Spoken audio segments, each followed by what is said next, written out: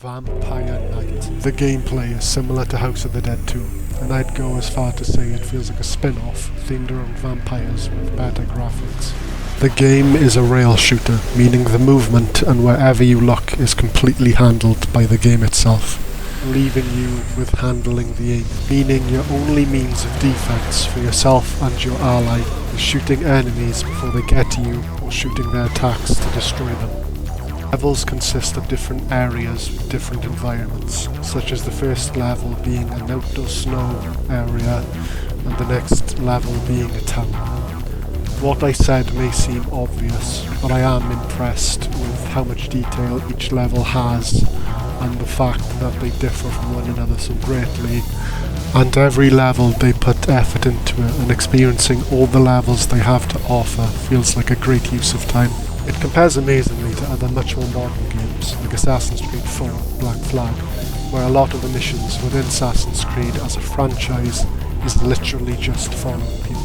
Vampire Knights values your time, and every moment is either admiring the beautiful levels that still look good to this day, or quickly getting into fun combat with different enemies, saving civilians, or super interesting and great personality having bosses to fight. The game is refreshingly challenging. It has taken me many tries to even beat the game on mere easy difficulty with maximum extra lives. I think I can beat it on hard now, but that is only because this game is so fun. I kept coming back to it, which meant lots and lots of practice.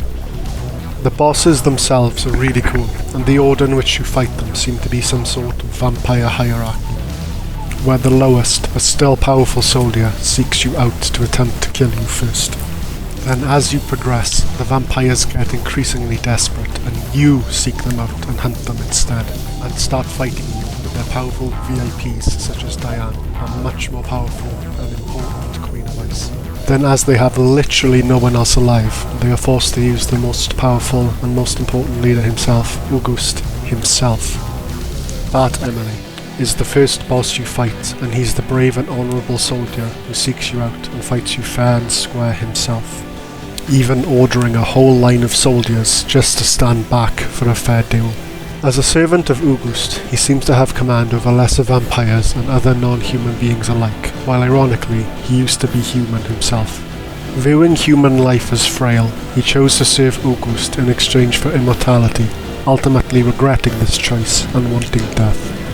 His death scene reflects this, as in his final moments he only asks why are the vampire hunters defending humans and what they are fighting for, seemingly being only mildly bothered that his entire life is coming to an end. As the first boss you face, he gives a strong first impression where he tells you he serves the vampire, referring to August himself.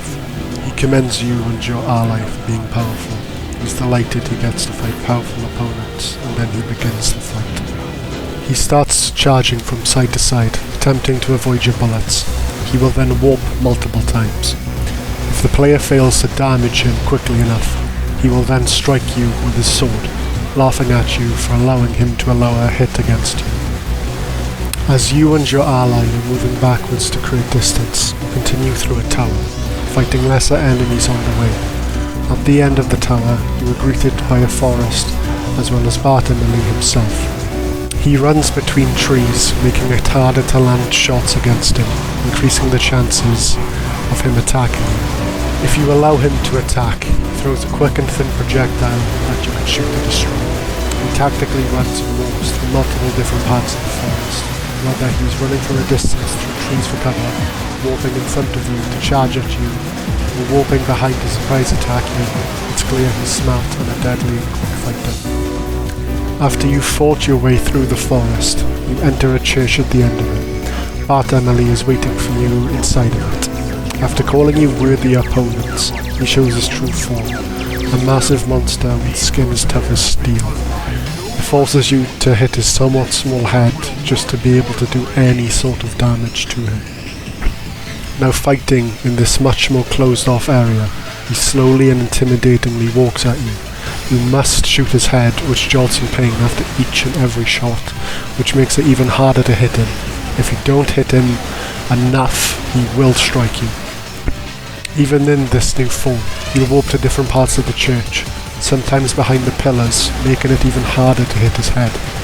Using his immense strength, he can even hit the pillars so hard they become massive flying boulders towards you, forcing you to shoot him multiple times just to destroy them. If you manage to defeat him, he reverts back to his human form, where his already discussed death scene will play out. Why protect the humans? What are you fighting for? Why?